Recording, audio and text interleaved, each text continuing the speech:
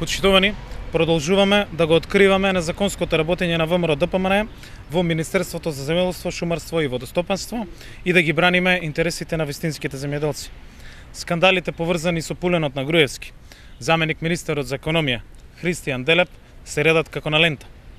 Денеска објавуваме нов скандал поврзан од времето кога Делев бил заменик министер во земјоделие.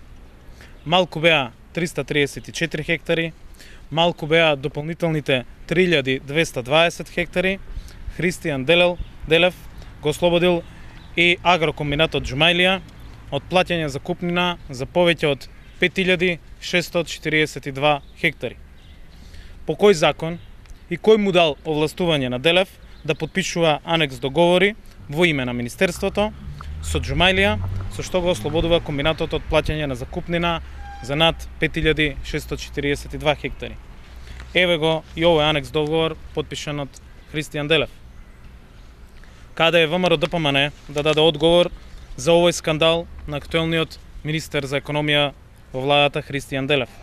Каде е Министерството за земјоделство, шумарство и водостопанство да одговори какво е ова самоволие на функционерите на власта да подпишуваат и отпишуваат законски обврски на фирми додека на земјоделците им се окинуваат субвенциите и за еден ден за доснување од плаќање на закупнината или друга давачка кон државата. За крај и прашањето за одговорност и соочување со последиците.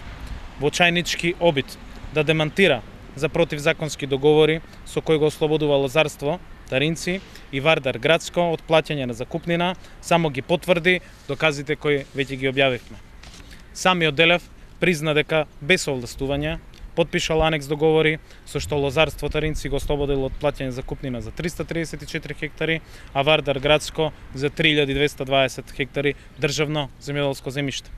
Затоа, во името на правдата и заштитата на интересите на вистинските земјоделци, барам надлежните институции веднаш да преземат соодветни законски мерки против заменик министерот за економија Христијан Делев за сторено кривично дело злоупотреба на службена положба и овластување.